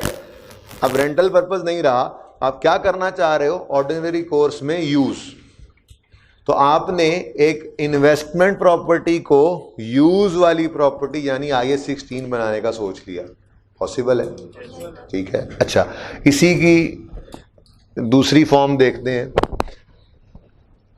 आपने ये 20-25 मंजिला जो 20-25 दफ्तरों वाला जो ये दफ्तर पूरे का पूरा जब वो घेरा हुआ है खुद, आप एक मिसाल के तौर पे सॉफ्टवेयर कंपनी है, आप एक सॉफ्टवेयर हाउस है। ठीक है, और आपके पास कोई 100-150 डेवलपर्स हैं जो आपके वहाँ पर बैठे हुए हैं और वो काम करते हैं रोज़ाना। अब आपने सोचा कि सारी दुनिया तो इस रिमोट मॉडल पे चली गई है कि जहाँ पे भी बैठो सॉफ्टवेयर वालों तुम तो काम कर ही सकते हो, कंप्यूटर पे तुमने काम करना है, तो क्यों यहाँ पे मेरे सर के ऊपर सवार हो। तो आपने सोचा कि भाई ऐसा करते हैं, ये सारी बिल्डिंग का कोई और यूज़ कर लेंगे, साथ एक छोटा सा दफ्तर है उसको ले लेते हैं, वहाँ पे एक अकाउंटेंट बिठा देते हैं, एक कोई आईटी का बंदा बिठा देते हैं, 2 कंप्यूटर इनको दे देते हैं, एक नेट का कनेक्शन लगा देते हैं, एक प्रिंटर रख देते हैं और काम चला लेते हैं। और सबको 100-150 लोगों को कहा कि आप जाएं, फ्लेक्सिबल हो जाएं, फ्लेक्सिबिलिटी है आपके पास, बस काम होगा वो करके देना होगा, आप घर पे बैठ के करें, लेट के करें काम, ठीक है। वो मेरी आदत पढ़ते हुए ना, मैं लाइब्रेरी में नहीं पढ़ सकता था, मैं यहाँ पीछे एक तकिया लगा हुआ है, उसके ऊपर तकिया लगा हुआ है, एक टाउन नीचे तकिया दिया हुआ, बैठे हुए जनाब पढ़े जा रहे हैं, क्योंकि देखें प्रेप लीव पे जब आप जाएंगे तो आपको कम अज़ कम भी, मैं कह रहा हूँ ये कम अज़ कम 12 से 13 घंटे प्रोडक्टिव निकालने पड़ते हैं। इसका मतलब आपको 14 से 15 घंटे बैठना भी पड़ता है, ठीक है। एटलीस्ट फाइनल लेवल पे आके तो ऐसा ही हो जाता है। अब कैफ में चलो थोड़ा सा आप कम कर लो, कुछ 10-11 घंटे कर लो, ठीक है, तो 10-11 प्रोडक्टिव, ठीक है। तो इतना ज़्यादा बैठने के लिए फिर आपको पता है कि फिर रिलैक्स तो लाइब्रेरी में मुझसे तो जिंदगी में नहीं पढ़ा गया, लेकिन अच्छी जगह लाइब्रेरी है ना, कहना कि लाइब्रेरी छोड़ देना, कुछ लोग यहाँ डिस्टर्बेंस होती है, नई जगह अवेलेबल होती, तो मैं तो वो ऐसे कुछ 4-5-6 बल्कि शायद 8-10 मरले की कोई नेक्सी सी जगह थी घर के गांव में जाके पढ़ता था, उसमें मैं किसी परिंदे को भी नहीं आने देता था, वो आता था मैं कहता है क्यों आ गया है, क्यों आ गया है, उसको उड़ाओ। तो ऐसा होता है, अगर किसी को सक्लूजन मिले तो ठीक है, नहीं तो फिर जहाँ पे अवेलेबल है पढ़ें। मैं ये नहीं कह रहा कि लाइब्रेरी ना बहुत अच्छी जगह लाइब्रेरी, बट मैं नहीं पढ़ सकता। बहरहाल बात वापस आ जाए। तो क्या बात कर रहे थे हम? नहीं, उससे पहले क्या, हाँ, तो सॉफ्टवेयर वालों को आपने कहा कि भाई जाओ घर जाके रिलैक्स होकर काम करो, फ्लेक्सिबल आवर्स में करो, अपनी रूटीन की ज़िंदगी गुजारो, बस आपको प्रोजेक्ट दिया जाएगा और टाइम फ्रेम दिया जाएगा, आपने वो काम करके देना है। वो भी खुश, हम भी खुश। कैसे? इतना बड़ा प्लाजा, उसको मेंटेन करना, उन लोगों को मेंटेन करना, वो सारे बिजली का खर्चा भी हो रहा है, बंदे भी रखे हुए हैं, मैनेज भी कर रहे हैं, उनको दोपहर का खाना भी देना पड़ता है, और सुबह से शाम तक चक अलहदा। हमने एक दफ्तर कह दिया जी काम यहाँ से ले जाया करना, यहाँ पे दे दिया करना अगर कोई हार्ड में चीज़ चाहिए हो, और सॉफ्ट तो वैसे ही इंटरनेट अवेलेबल है, प्रिंटर भी है, टेलीफोन भी है, तो आप घर पे जाएं काम करें। अब जब हमने अपने 100-150 एम्प्लॉयज़ को फारिग किया तो हम एक ओन्ड यूज़ कर रहे थे, ऑर्डिनरी कोर्स में एक बिल्डिंग को यूज़ कर रहे थे, अब वो खाली होगी हमारी बिल्डिंग, हमने उसको किराए पे चढ़ा दिया। तो क्या इसकी इजाज़त नहीं है? हम IS 16 की यूज़ वाले मकसद से IS 40 के रेंटल वाले मकसद में चले गए, तो हमारी प्रॉपर्टी ट्रांसफ़र हो गई IS 16 से IS 40 में। बात समझ आती है? 1 और 3। ऐसे ही इन्वेंट्री की बात कर लेते हैं। आप एक प्रॉपर्टी डीलर हैं बड़े लेवल के, ठीक है, आपने को 5 अदद प्लॉट्स ऐसे ही खरीद के रखे हुए हैं, कोई कनाल के इकट्ठे किसी मेन बुलेवार्ड पे, ठीक है, और उनके ऊपर आपने तख्ती लगाई हुई है फॉर सेल, कॉन्टैक्ट फलां नंबर ये, ठीक है। ये क्या है? फॉर सेल क्या है? Ordinary course sale, ordinary course में सेल के लिए रखा हुआ है, ठीक है। तो ये क्या है? इन्वेंट्री है। अब आते जाते बंदों ने आपको तंग करना शुरू कर दिया, ठीक है, और कीमत भी कोई खास नहीं लगा रहे, लेकिन आप हैं बड़े लेवल के प्रॉपर्टी डीलर, इन्वेस्टर हैं बड़े, आपने कहा यार ये तो कीमत आजकल मार्केट बहुत डाउन है, बहुत स्लो है मार्केट, तो कोई इतनी ज़रूरत नहीं है, कोई इतनी मुसीबत नहीं पड़ी हुई, कौन सा मैं भूखा मार रहा हूँ, मुझे कौन सी ज़रूरत है, ठीक है, छोड़ो बस इसको, छोड़ो 10 साल ही नहीं बेचना, रखो बस इसको साइड पे कर दो। मिसाल दे रहा हूँ ऐसे ही, ठीक है, बेचना नहीं है, अभी नहीं बेचना, इसकी वैल्यू थोड़ी सी, हालात बेहतर होने दो, जैसे ही हालात बेहतर हुए निकाल देंगे, यूँ कह लो, जैसे हालात बेहतर हुए निकाल देंगे। लेकिन अभी अगर फॉर सेल की पट्टी लगी रही ना, तो सुबह दोपहर शाम लोगों ने फ़ोन कर करके तंग करते रहना है। तो आपने क्या किया? फॉर सेल की पट्टी को उतारा, ठीक है, उसको लपेटा कपड़े में और साइड पे रख लिया, फिर कुछ दिन बाद भी तो ये लगानी है, ठीक है, और नई पट्टी बनवाकर उसके ऊपर लिखा ये जायदाद बराए फरोख्त नहीं है, not for sale, contact number नहीं लिखते थे, ठीक है, नॉट फॉर सेल। तो आपने एक इन्वेंट्री को एक इन्वेंट्री को फॉर सेल पर्पज वाली चीज को उठा के कहाँ पे ट्रांसफर कर दिया, इन्वेस्टमेंट प्रॉपर्टी में। और सेम दूसरी तरफ से भी, क्या मतलब, आपने जो लिखा हुआ था नॉट फॉर सेल, हालात बेहतर हो गए और आपको जो है वो आसपास से सुनी सुनाई ऑफर्स आने लग गई कि मार्केट के हालात बेहतर हैं, तो आपने भी कहा चलो ठीक है, अच्छा मौका है, बूम पे है प्रॉपर्टी की इस वक्त मार्केट, तो चलो ये प्लॉट निकाल देते हैं, अच्छे पैसे दे जाएंगे और कुछ और काम कर लेते हैं, फलां जगह और इन्वेस्टमेंट कर लेते हैं। लोग ऐसे ही चल रहे होते हैं, ठीक है। तो फिर क्या करोगे आप, वो नॉट फॉर सेल की फटी को उतार के उसको फेंक दोगे, ठीक है, चलो उसको भी रख लो, हो सकता है फिर चेंज करना पड़े, बहरहाल। तो और वो जो आपने संभाल के रखी थी फॉर सेल बराए फरोख्त, ठीक है, वो उठा के दोबारा लगा दी। तो अब आपने क्या किया, इन्वेस्टमेंट प्रॉपर्टी से ट्रांसफ़र कर गए इन्वेंट्री, ठीक है। तो ये ट्रांसफ़र्स हो सकती हैं, इन ट्रांसफ़र्स के पीछे अकाउंटिंग ट्रीटमेंट क्या होगी, अब उसकी थोड़ी सी बात कर लेते हैं। तो कॉमन सेंस से ही जवाब मिल जाएगा इंशाल्लाह, अल्लाह ने चाहा तो, अगर कॉमन सेंस हुई गुजारेगी। IS 40 असल में ना ये छोटा भाई है, IS 2 और IS 16 बड़े भाई हैं, ये शुरू में आए थे स्टैंडर्ड्स, ये तो बाद में आया ना, ठीक है, नंबर ही देख लो भाई, ये 40 से ये ना कहना ये बड़ा है। आप ये 1940 की पैदाइश है और वो 1916 और 1902 की पैदाइश है, ठीक है, चलो 2000 कर लो, ठीक है। तो ये बहरहाल बड़े भाई हैं IS 16 और IS 2, छोटा भाई IS 16 के पास गया, बड़े भैया आपके लिए हदिया लाया हूं, तोहफा हदिया। क्या है, प्रॉपर्टी है। अच्छा प्रॉपर्टी है, ठीक है, ले आओ। किस पे वैल्यू करते हो प्रॉपर्टीज को? बड़े भाई मैं तो कॉस्ट मॉडल पे चल रहा हूं। क्या आज की वैल्यू भी वही है जो तुम्हारी किताबों में आ रही है? नहीं भाई, आजकल तो मार्केट में कुछ और, तो पुरानी वैल्यू आ रही है मेरे पास, ठीक है। या यूं कह लो, रखता तो फेयर वैल्यू पे हूँ, साल पहले इसकी फेयर वैल्यू लगाई थी, ये भी हो सकता है। इन एनी केस आज ट्रांसफ़र के दिन तो शायद फेयर वैल्यू ये नहीं है जो किताबों में आ रही है। तो IS 16 ने कहा उससे, मेरे चांद मेरी बात सुनो और समझो, जब पहली बार कोई भी एसेट मेरे पास आता है तो उसको मैंने कॉस्ट पे रखना होता है, जो उस दिन फेयर वैल्यू ही होती है। तो तुम ऐसा करो, तुम्हारे पास अपने पास एक मॉडल मौजूद है जिसको तुम्हें मैंने बताया भी था, फेयर वैल्यू मॉडल जिसका नाम है, तुम उसको यूज़ करके इस प्रॉपर्टी को पहले फेयर वैल्यू पे लेकर आओ, और कोई गेन लॉस है तो क्योंकि तुम्हारी प्रॉपर्टी है इसके साथ तुम्हारे वाला ट्रीटमेंट आज तक बनना चाहिए।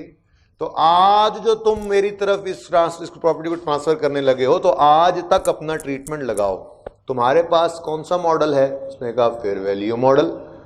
तो IS 16 ने कहा पहले इसको ले जाओ फेयर वैल्यू पे, पहले इसको ले जाओ फेयर वैल्यू पे। छोटा भाई है, फौरन जी ज़रूर, बिस्मिल्लाह। तो फर्स्टली भी लिख लेता हूँ, 1 भी लिख देता हूँ। Firstly take the property to its fair value, ध्यान से देखना जरा, using fair value model of IAS 40, ठीक है। और अगली बात, एनी फेयर वैल्यू गेन और loss shall be taken to the profit and loss। बात समझ आती है?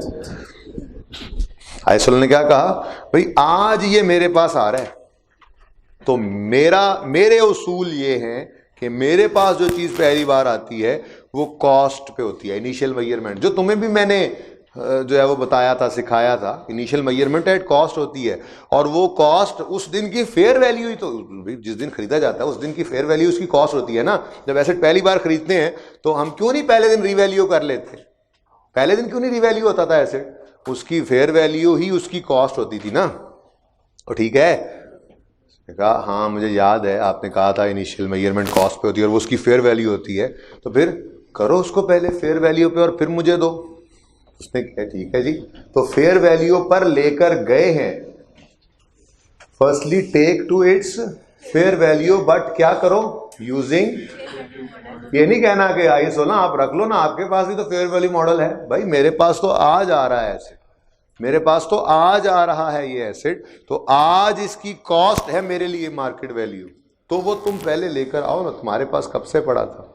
ठीक है जी, आ गया फेयर वैल्यू पे, अब क्या करना है, मैं कहा ठीक है अब रख दो प्रॉपर्टी और जाओ खाना खा लो, अंदर लगा हुआ है। Then transfer the property from, बल्कि फ्रॉम नहीं लिखता, कंफ्यूज हो गए, then transfer the property to IAS 16 property plant and equipment. ठीक है, अगली बात स्टैंडर्ड अल्फाज इस्तेमाल करता है, वो क्या करता है, this is deemed cost for IAS 16, तो मैं डीम्ड का लफ्ज हटा देता हूं, ऐसे ही परेशान हो गए, डीम्ड कॉस्ट क्या, बस this is cost for IAS 16। ठीक है, तो then transfer the property to IAS 16 and the fair value, the fair, कौन सी फेयर वैल्यू, ये जो द फेयर वैल्यू की बात हो रही है, ये द फेयर वैल्यू, कौन सी द फेयर वैल्यू है, वो जिस पर टू इट्स फेयर वैल्यू लेकर नहीं गए थे, उसी की बात कर रहे हैं कि जिस फेयर वैल्यू पे IAS 40 लेकर गया था उस प्रॉपर्टी को, ये वाली fair value is cost for IAS 16। ठीक है जी, this fair value is cost, deemed cost for IAS 16, जिस पर वो पहली बार एसेट डेबिट, ये होता क्या है, ये ट्रीटमेंट कुछ इस तरह से हो रहा होगा, हमारे पास एक इन्वेस्टमेंट प्रॉपर्टी पड़ी है, ठीक है, ये इन्वेस्टमेंट प्रॉपर्टी लिखने की कोशिश की वैसे मैंने, हमारे पास एक इन्वेस्टमेंट प्रॉपर्टी पड़ी है, ओपनिंग पिछले साल हमने, अज्यूम करते हैं फेयर वैल्यू मॉडल पे रख रहे हैं, ठीक है, अज्यूम करते हैं पिछले साल हमने इसको रीवैल्यू किया, फेयर वैल्यू पे लेकर गए थे 15 की थी, ज़रूरी नहीं है साल का आखिर हो, किसी भी दिन हमें ट्रांसफ़र करने का, साल के दरमियान में कहीं भी ट्रांसफ़र करना पड़ गया। अब हमने देखा कि ये प्रॉपर्टी हमारे पास कितने पर पड़ी है, 15 पर, बाज़ार में गए, प्रॉपर्टी गले में रस्सी डाल के मंडी में घुमाकर उसकी कीमत लगवाई, बेचनी तो है नहीं, अपने ही IAS 16 को देनी जाके, ठीक है, ऐसे ही मंडी में उसकी कीमत लगवाई तो पता लगा कि ये 15 से बढ़कर 20 पे पहुंच चुकी है। कितने से बढ़ चुकी है, 5 से बढ़, तो एंट्री क्या करोगे, इन्वेस्टमेंट प्रॉपर्टी में पड़ी है, ये IAS 40 में पड़ी है, फेयर वैल्यू गेन निकल आया, ठीक है, जो प्रॉफिट एंड लॉस में जाना है, investment property debit, fair value gain credit. अब ये कितने पर पहुंच गई, अब इस 20 को यहां से निकालो और प्रॉपर्टी प्लांट इक्विपमेंट में लाकर लिख दो, ये जी एडिशन तो है पर इन्वेस्टमेंट प्रॉपर्टी से ट्रांसफर होकर, जैसे CWIP से ट्रांसफर होता था, हम ये नहीं कहते थे कि कैश क्रेडिट, हम क्या कहते थे, CWIP क्रेडिट, तो यहाँ पे भी क्या हो रहा है, PPE debit, investment property credit, और यहाँ पे हमारे पास अब कुछ नहीं रहा, ट्रांसफर हो गया। अब इसने इस 20 को ले लिया, अब अगर ये कॉस्ट मॉडल पे है तो 20 को ऑनवर्ड्स डेप्रीशिएट करेगा, बिल्कुल नॉर्मल हो गया यहाँ से आगे क्वेश्चन। रिवैल्यूएशन मॉडल पे है तो ईयर एंड पे रिवैल्यू भी करेगा, डेप्रीशिएट भी करेगा, एंड सो ऑन। नहीं समझ आ रही, अच्छा शक्ल तो सही करो फिर। अब मैं क्या करूँ, अब मैं आइंदा नहीं करूँगा इस तरह से, उम्मीद है मैं, बस ये इसमें थोड़ा सा आगे फर्स्ट 15 में थोड़ा सा जाके 1-2 दिन शायद ऐसा लगे, उसके अलावा मेरी कोशिश होगी ऐसा ना। बाकी अगर आप लोगों को नींद आ रही है तो सारी क्लासों में खड़ा कर देता हूँ, फिर पढ़ लें। चले जल्दी जल्दी बात करते हैं, फिर थोड़ी सी बातें वैसे करते हैं, ठीक है, ओके सुने।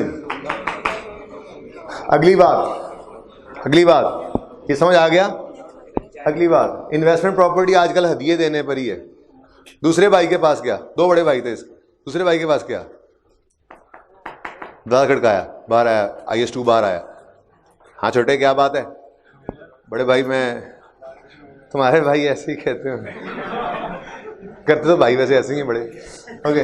बहरहाल एक स्टूडेंट मेरे पास आया, वो कहता है सर रिजल्ट से कुछ दिन पहले की बात, सर मेरे बड़े भाई को ना पता भी है मेरा रिजल्ट किस दिन आना है, तो तकरीबन दिन में 3 से 4 बार मुझसे पूछता है, हाँ भाई तुम्हारा रिजल्ट कब आ रहा है, जान के मुझे तंग करता है। आगे टेंशन थोड़ी है, बंदा भूला भी होता है तो वो याद करा देता है।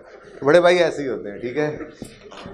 तो बहरहाल अच्छे भी होते हैं, या बहरहाल बंदा बड़ा भाई हो या बिल्कुल छोटा भाई हो, दरमियान में तो बिल्कुल ना हो, ठीक है।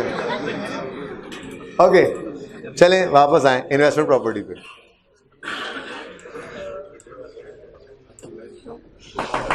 थोड़ा सा खटका, बाहर निकला IS2। हाँ छोटे भाई, आपके लिए हदिया लाया हूँ। क्या है? प्रॉपर्टी है। अच्छा, तो IS2 अब अपने असूल बताने लग जाएगा। अब अपने अपने असूल बताने लग जाते हैं बड़े, ठीक है। IS2 कहेगा देखो भाई बात ये है, मेरे पास भी जब कोई चीज़ पहली बार आती है तो मैंने उसको कॉस्ट पे रखना होता है, डायरेक्टली एट्रीब्यूटेबल खर्चे ऐड करते थे सब कुछ, ठीक है। तो इसकी ये जो वैल्यू तुम्हारे पास है ये आज की ही वैल्यू है ना, क्योंकि जो आज की वैल्यू होगी मेरे लिए तो वही कॉस्ट होगी, फेयर वैल्यू ही कॉस्ट होती है ना। वहाँ पे भी बाजार से चीज़ खरीदते हो, इन्वेंट्री परचेज डेबिट जब करते हो या इन्वेंट्री डेबिट करते हो तो बाजार की खरीदी हुई कीमत है। उसने कहा नहीं ये तो पिछले साल की फेयर वैल्यू है।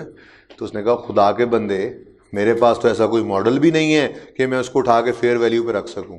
मुझे तो इन्वेंट्री को बताया गया है कि रखना होता है लोअर ऑफ कॉस्ट और NRV, यानी कि NRV, चलो NRV को जी फेयर वैल्यू है, NRV फेयर वैल्यू है कह लो, तो NRV ज्यादा हो तो रिकॉर्ड ही नहीं करता IS2, तो कम हो तो करता है, कॉस्ट से कम हो तो करता है, ठीक है। तो IS2 ने कहा खुदा दा नाल है ना करी, हूँ मैं ना प्रॉपर्टी इतने रख जा, मेरे गले पै जाए, पहले इसको लाओ फेयर वैल्यू पे। तुम्हारे पास मॉडल मौजूद है। सादा आसान उस बात में ये कहा जाए कि प्रॉपर्टी आज ट्रांसफर हो रही है तो आज तक किसके पास थी? इसके पास, IS40 के पास। तो IS40 अपना ट्रीटमेंट लगा के इसको आज की वैल्यू पे लाएगा और फिर इसको ट्रांसफर करेगा, और IS2 के लिए यही डीम्ड कॉस्ट समझी जाएगी। तो मैं यहाँ पे कुछ लिख नहीं रहा, मैं ये कहना चाह रहा हूँ पिछली क्लास मैंने ये सोच कर लिख लिया था ताकि मुझे एक बार लिखना पड़े, दूसरी बार ये पहली लाइन ऊपर वाले के लिए, दूसरी नीचे वाले के लिए, ठीक है। बात समझ आ गई जी? ये दोनों ही कॉपी हो गए ना, ठीक है। मतलब कहने का मतलब ये मैं बात बोल रहा हूँ ना, समझ लो क्या कह रहा हूँ मैं। Firstly take the property to its, ये टू नहीं ये एट होना चाहिए, ज्यादा बेहतर लफ्ज है। Firstly take the property at its fair value using fair value model of IS40, any fair value gain loss shall be taken to profit and loss, ठीक है। उसके बाद क्या करो, then transfer the property to IS2, बस ये फर्क है, ठीक है, ये ध्यान रख लेना अब। Then now transfer the property to IS2 and this fair value shall be cost for IS2। Clear है? ठीक है, चलिए ओके, चलें जी अब दूसरी बात करते हैं। दूसरी बात बड़ी आसान है, अब बात समझ आ गई थोड़ी सी, ठीक है। ये यहाँ से ये नोट लाजमी करना है, लेकिन आपने ये डॉट्स नहीं लगाने, आपने दोनों बार लिखना है। जब मैं कहूँगा अब नोट कर लो तो दोनों बार लिखना है आपने, ओके। अगली बार, वरना वहाँ से पढ़ोगे ना जरा समझ नहीं आ रही होगी, प्रॉब्लम होगी, छोटा लिखा हुआ है, कम लिखा हुआ है। ये पूरी बात इस तरह से नहीं लिखी हुई, बस एक जुमले में वो एंड वाली बात लिख दी है। बहरहाल सुने, कहाँ जाना है अब हमने? 16 से इन्वेस्टमेंट प्रॉपर्टी। हाँ जी, अब बड़े भाई को भी शर्म आई, वो हदिया देकर गया था। कुछ दिन बाद छोटे का दरवाजा खटका, छोटे जी भाई, जी भाई क्या हो भाई? डर गया, उसमें लग रहा आगे शामत। मैं कहा डर ना, हदिया लाया हूँ। क्या है भाई? प्रॉपर्टी है। प्रॉपर्टी, अच्छा चलें। तो आपने मुझे खुद ही बताया था कि प्रॉपर्टी जब पहली बार हमारे पास आती है तो हम उसको आज की वैल्यू पे लेते हैं। तो आपने इसको कॉस्ट पे रखा हुआ है या फेयर वैल्यू पे? डरते चाय बेगम चाय लेके आना जरा, साथ बात भी कर ली थोड़ी सी। बिस्किट लेंगे साथ? अच्छा फेयर वैल्यू पे बिस्किट लेंगे साथ? अच्छा समोसे बनवा दूं? अच्छा कॉस्ट पे फेयर वैल्यू पे साथ बात भी कर रहे हैं, ताकि भाई का ध्यान बहुता खाण वाल रहे थे, गुस्सा ना आए भाई नू, ठीक है। तो ने कहा यार है तो कॉस्ट पे, और बात भी तेरी सही है, मैंने ही तुझे इस रास्ते लगाया हुआ है, ठीक है।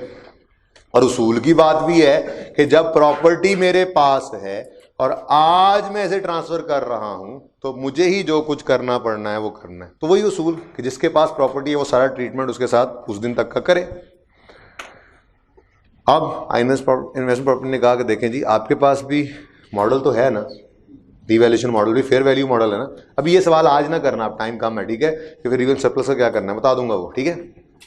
तो आप ऐसा करें, आप इस प्रॉपर्टी को अपने रिवैल्यूएशन मॉडल को यूज करते हुए फेयर वैल्यू पे लाएं और फिर वो मुझे दे दें, मैं उसको अपनी कॉस्ट बना लूंगा और आगे मेरी मर्जी, मैं कॉस्ट मॉडल पे रखूं, मैं अपने फेयर वैल्यू मॉडल पे रखूं। बात समझे हो? तो फिर जुमला वैसा ही बना, firstly take the property at its fair value, अब ये देखना फर्क क्या है, using revaluation model of IAS 16, ये फर्क है। IAS 16 को उसने कहा पहले खुद फेयर वैल्यू पे लेकर आओ, फिर मुझे बता देना, क्योंकि मेरे पास तो ये प्रॉपर्टी आज आ रही है, तो आज की वैल्यू अब मेरे पास आए और मैं उसको आज ही पहले दिन ही रीवैल्यू करता रहूं, मुनासिब नहीं लगता। या तो आप कोई इन्वेंट्री जैसे होते, मैंने अगली तैयारी की है, या तो आप इन्वेंट्री जैसे होते, आपके पास आपके बस में ही कुछ ना होता तो मैं मान लेता आपकी बात, बट आपके पास एक मॉडल तो है, तो आप काइंडली उसको पहले ले आए फेयर वैल्यू पे अपने वाले मॉडल को यूज करके, ठीक है। और एनी, अगली बात ही नहीं लिख रहा हूँ, बहुत लंबी बात हो जाएगी, क्या सरप्लस या लॉस को वो रिवीजन सरप्लस को रिवीजन सरप्लस में लेकर जाता था, ठीक है। बहरहाल देख लेते हैं, इसके ऊपर बात करेंगे। सरप्लस से कंफ्यूज नहीं होना, पहले क्या किया, रिवैल्यूएशन मॉडल पर उसको फेयर वैल्यू पर लेकर गए हैं, लेकिन रिवैल्यूएशन मॉडल यूज करके आ गया फेयर वैल्यू पे। नाउ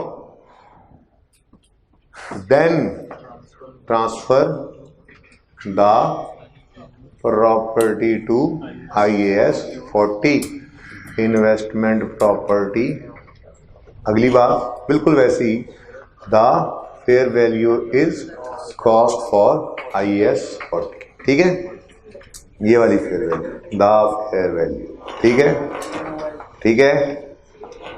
ये एक ही केस बना, ठीक है। अगली बात, ट्रांसफर से परेशान नहीं होना, ठीक है, बस ऐसे ही है, समझ आ जाए तो ठीक है, ना आए तो फिर भी समझ कोशिश करना, 1-2 दिन में आ जाएगी, मुश्किल नहीं है वैसे। ओके, अच्छा, इन्वेस्टमेंट प्रॉपर्टी में आए हैं इन्वेंट्री से, अब गया था ना पहले हदिये लेकर, तो यार ये तस्वीर तो खींची मुझे भेज देना कोई बच्चा, ठीक है, बच्चा इधर भी उधर फिर कैसे दोबारा रिवाइंड करनी पड़ेगी, ऐसे नकल करके, हाँ ये करना, ठीक है जी। इन्वेंट्री अब गया था ना हदिये देने, तो अब भाई भी आ रहे हैं, उन्हें भी शर्म आई, फिर दरवाजा खटका अगले दिन, हाँ भाई, अब वो मंझला भाई आ गया, ठीक है, नहीं ये सबसे बड़ा भाई है मेरे ख्याल में ना, IAS 2 बहुत पुराना। बहरहाल आया जी, क्या हुआ भाई, हदिया लाया हूँ, अच्छा क्या है, प्रॉपर्टी है, रख लो। भाई ये कॉस्ट पे है या फेयर वैल्यू पे, यार फेयर वैल्यू क्या होती है, ख्याल आया, हो हाँ ये बेचारे के तो फेयर वैल्यू मॉडल ही पास नहीं है, कोई बात नहीं, रख दे, खैर मैं कर लूंगा, मैं हूं ना भाई, कोई मसला नहीं है, आपको फेयर वैल्यू मॉडल नहीं है, मेरे पास तो है ना फेयर वैल्यू मॉडल, तो इसका मतलब यहां पर आकर क्या होगा, फर्स्टली ट्रांसफर होगा, फर्स्टली उस IAS 2 बेचारे के पास तो मॉडल है ही नहीं फेयर वैल्यू वाला, वो कैसे लाए फेयर वैल्यू मॉडल पे, ठीक है, वो NRV पे भी तब लेके जाता था जब वो कॉस्ट से नीचे चली जाती थी, फेयर वैल्यू मॉडल पे तो नहीं ले जा सकता वो, ठीक है। उसने कहा यार रख ले प्रॉपर्टी, जो करना है आप ही कर, ठीक है, मेरे वसों से बाहर है। तो firstly transfer the property to IAS 40 at cost क्यों बोला मैंने, क्योंकि इन्वेंट्री बचपन से पढ़ते आ रहे हैं, स्टॉक तो कॉस्ट पे होता है, स्टॉक तो कॉस्ट पे होता है, स्टॉक तो कॉस्ट पे होता है, बचपन पढ़ते हैं, तो स्टॉक तो कॉस्ट पे ही पड़ा, तो इन्वेंट्री में तो कॉस्ट ही पड़ी थी, निकाल के दे दी उसको, ठीक है। अब इन्वेस्टमेंट प्रॉपर्टी नहीं यूं करके कहना, हाँ आ गई ना प्रॉपर्टी, कर लेना तेरा सूत्र, ओ सॉरी, तो उसने क्या कहा, चल भी प्रॉपर्टी फेयर वैल्यू पे, मेरा मॉडल है। अच्छा अगर उसका मॉडल कॉस्ट भी है ना, फिर भी पहले दिन फेयर वैल्यू पे लाए उसकी, क्योंकि वो उसके लिए कॉस्ट तो वही है ना, फिर करता रहे डेप्रीशिएट, आज की वैल्यू पे तो लेकर आओ, बाहर से तो खरीदा नहीं है, अपने ही इन्वेंट्री से उठाकर यहां पे रख लिया है, तो क्या करे, वो IAS 2 ने तो फेयर वैल्यू मॉडल नहीं दिया हुआ, तो फिर क्या किया हमने, फर्स्टली ट्रांसफर किया, then take the property at its fair value using fair value model of IAS 40। Again मैं अगला जुमला भी लिखूंगा, क्या, एनी, वो ऊपर रह गया ना असल में, एनी फेयर वैल्यू गेन और loss shall be taken to profit and एक और बात भी मैं लिखना चाहूंगा, एक और बात भी ऐड करना चाहूंगा। Now this fair value is treated as cost for IAS 40। ठीक है, ये तो कॉस्ट नहीं थी बनी, ये तो उसकी कॉस्ट, एड कॉस्ट किसकी थी, कॉस्ट। तो इसको कॉस्ट को हटा दूं, अब समझ आ गई। ठीक है, ट्रांसफर करेंगे तो कॉस्ट पे आया, ठीक है, लेकिन इसको कॉस्ट ना समझ बैठो आप, इसलिए मैंने यहां से ये बात मिटा दी, पिछली क्लास में लिखी भी नहीं थी वैसे। चलो, then take the property at its fair value using fair value model of IAS 40। Any gain loss shall be taken to profit and loss. Now, this fair value is cost for IAS 40। अगर cost model पे तो depreciate कर ले, अगर fair value model पे है तो year and पे जाके इसका और फेयर वैल्यू का डिफरेंस ले लेगा। आप समझ रहे हो, ठीक है। तो दिस फेयर वैल्यू, किस fair value, this fair value, ठीक है, ओके, ठीक है, सही है। और अगर कोई चीज कैपिटल वर्क इन प्रोग्रेस में, कैपिटल वर्क इन प्रोग्रेस की तो कॉस्ट होती ही नहीं है, फेयर वैल्यू होती ही नहीं है, वो किस पे पड़ा है, कॉस्ट पे, और उस बेचारे के पास भी ऐसा कोई मॉडल नहीं है, तो फिर क्या करेंगे, dot dot dot dot dot dot dot dot. ये कजन है CWIP ना, कजन है, वो भी आ गया दिया लेके, भाई ये प्रॉपर्टी ले लो, देखा फेयर वैल्यू पे कर दो, देखा मुझे नहीं पता फेयर वैल्यू क्या होती है, मेरे पास चीज सिर्फ कॉस्ट पे होती है, पहली बार तो ये चीज आ रही है दुनिया में, तो फेयर वैल्यू आप खुद ही लगवा लेना, फेयर वैल्यू आप खुद ही लगवा लेना। तो पहले लेकर आएगा कॉस्ट पे, फिर कहेगा चल भाई फेयर वैल्यू पे ले जाएगा, ऑनवर्ड्स कॉस्ट पे जाना चाहे या फेयर वैल्यू मॉडल पे, इसकी मर्जी है, ठीक है। तो ये कुछ बात थी, ये एडिशनल है, ICAP की बुक ने ये बात भी की हुई थी, मैंने लिख दी, नोट्स में ये नज़र नहीं आएगी, ये बहरहाल ट्रीटमेंट वैसा ही है इन्वेंट्री जैसा। बेटा नहीं, किसने कहा, सुनो सुनो सुनो,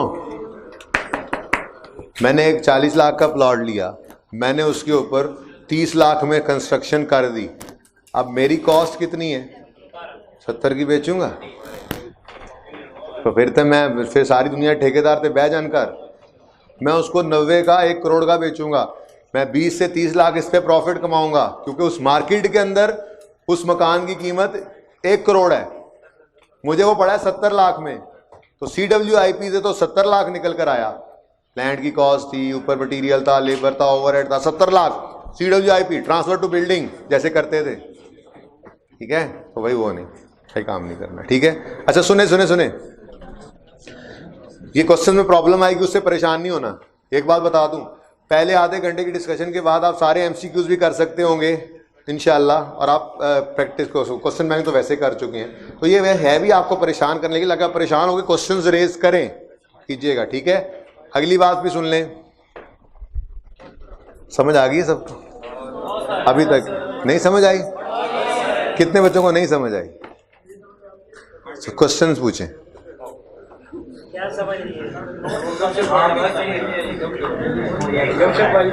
गपशप वाली बात समझ नहीं आई,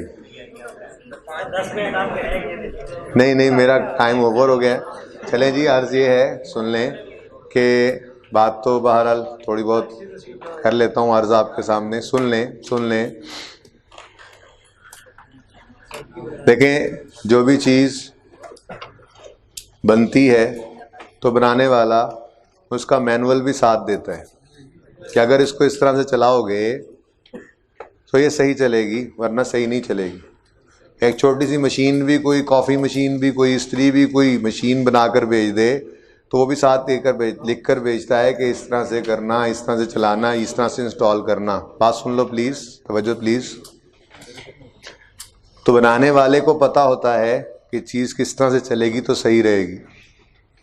तो हमें भी बनाने वाले ने बनाया, जिसने है उसने एक मैनुअल दिया है, और वो मैनुअल हमें कुरान पाक से मिलता है।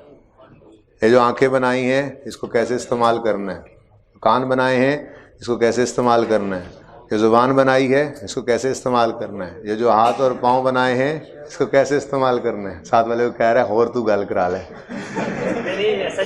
ठीक है।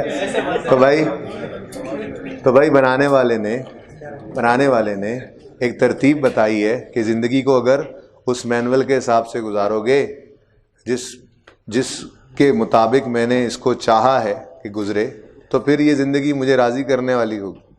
अगर ज़िंदगी मुझे राज़ी करने वाली होगी तो मरने के बाद वाली हमेशा की ज़िंदगी में तुम्हें मैं जो है वो राज़ी करूँगा।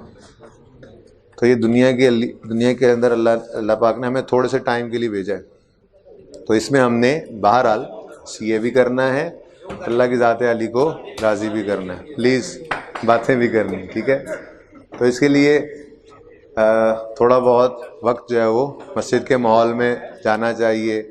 जमात भी 3 दिन की यहाँ मॉडल टाउन ई ब्लॉक की बड़ी मस्जिद में आपके कुछ पढ़ने वाले, कुछ पढ़ाने वाले, कुछ उस्ताद, कुछ दरमियान में आर्टिकल्स वाले मिलजुल कर यहाँ पे जमात में भी इसीलिए निकले हुए हैं कि मस्जिद के माहौल में बैठेंगे, अल्लाह से होने के यकीन को बोलेंगे, अच्छे अमल को बोलेंगे, फ़रिश्तों के माहौल में बैठ के इस बात को बोलेंगे, बात दिल में लगेगी, अल्लाह को राज़ी करने का जज्बा पैदा होगा। तो आपसे भी गुजारिश है कि कम अज़ कम जो है वो असर से इशा तो आज असर से इशा तो लाजमी ही सब बच्चे मॉडल टाउन ई ब्लॉक की मस्जिद में कोशिश कर लें, बाकी ज़बरदस्ती तो कोई नहीं की जा सकती इस काम के अंदर। Model Town E block, E for elephant, E block, वो जो बड़ी मस्जिद है जहाँ पर अक्सर बच्चे यहाँ से जुमा पढ़ने भी जाते हैं, ठीक है जी। Model Town E block Google पे लिखेंगे तो भी आ जाएगी, कहीं ना सुन। देखो अल्लाह के रास्ते में जा रहे हो तो अल्लाह से उम्मीद रखो, मुझसे ना रखो, बाकी अल्लाह खिलाते हैं। आज तक जिस अल्लाह ने भूखा नहीं रखा, आ जाना वो भी वहाँ पे भी भूखा नहीं रखेगा, आ जाना, ठीक है। ऐसी कोई बात मैंने नहीं की, मैंने तो सीधी बात की है। मुझे ऐसा कुछ पता नहीं है कि मुझे भी मिलना है या नहीं, लेकिन मैं भी इसी यकीन पे जाऊंगा कि आज तक जिस अल्लाह ने खिलाया, हमेशा खिलाया, हमेशा ही खिलाएगा। तो खाना तो रिज़्क़ तो अल्लाह ने देना है। आप अल्लाह के लिए अजर की नीयत से आइएगा। अल्लाह हाफ़िज़।